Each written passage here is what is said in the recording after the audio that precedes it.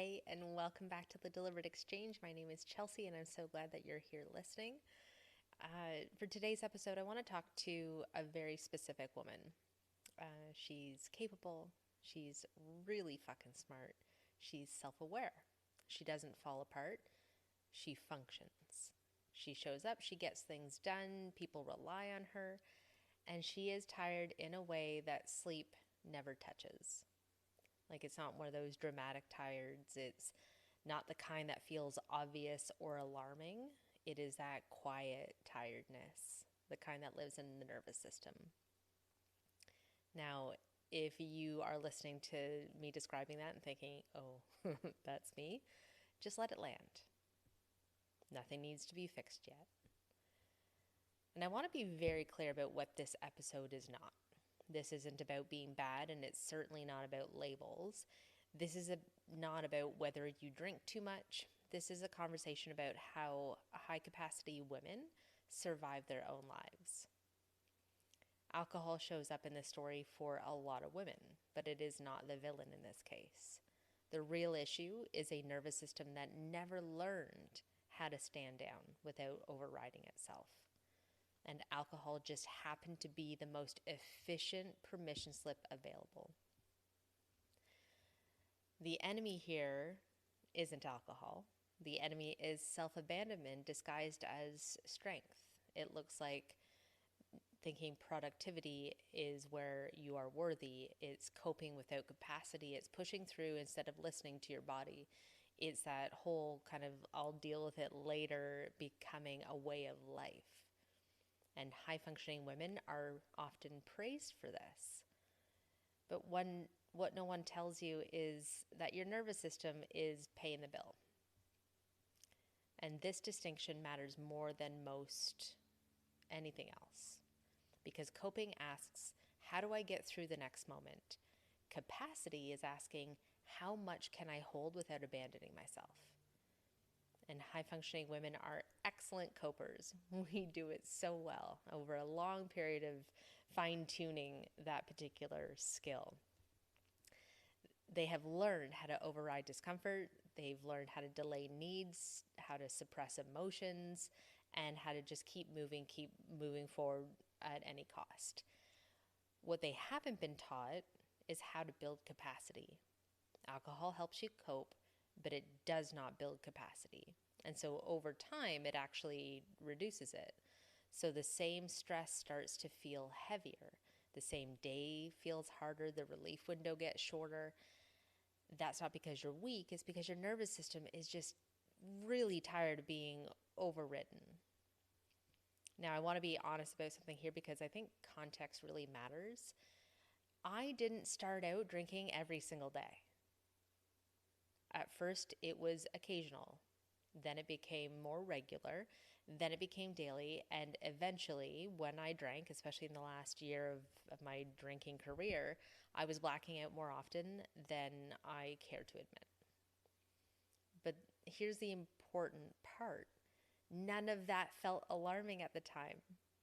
Because from the outside, my life was still working.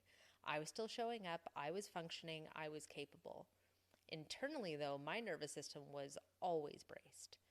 I was always managing, always anticipating, always holding something together. Alcohol wasn't the problem. It was the solution that I had immediate access to. It was the fastest way I knew how to turn the volume down, how to stop thinking, how to feel relief in my body. And I didn't actually have the language for what was happening back then. I didn't know words like regulation or nervous system capacity. I didn't know that what I was missing wasn't discipline, it was safety. And so the cost showed up slowly, like not in those dramatic ways, in very, very quiet ways. Like the sleep that never quite restored me, anxiety that lingered even on like my quote unquote good days. I had a real short fuse with people, both that I loved and perfect strangers. And the more stressed that I became, the more I relied on the one thing that reliably gave me relief. And that's when I realized that something had to change. And I realized also that in those moments, I wasn't weak, I wasn't broken. and I wasn't failing at any of my moderation attempts. I was trying to regulate a chronically stressed nervous system without any tools to do that. And alcohol just happened to work until it didn't. And if there's a part of you right now that feels like a little defensive, like if I'm talking and you're thinking, but I don't drink like that, or like this doesn't apply to me, nothing is wrong. That's your nervous system protecting an identity that kept you safe. High functioning identities are survival strategies. We don't just rip them away, we outgrow them gently. And so I want to stop here for a minute. And if something has softened in your body, if your breath has changed, if your shoulders have dropped, that's not a coincidence. That's your nervous system recognizing itself in the words that I'm actually speaking.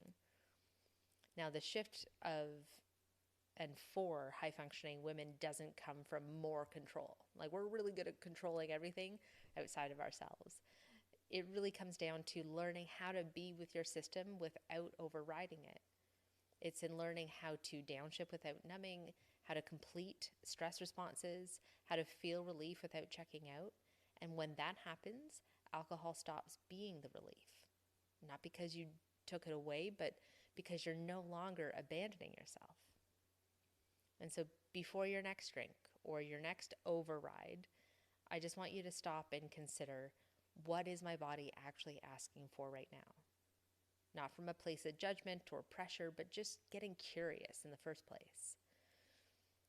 And if something in you is realizing, I don't need another rule, I need relief, that is exactly why I created the study.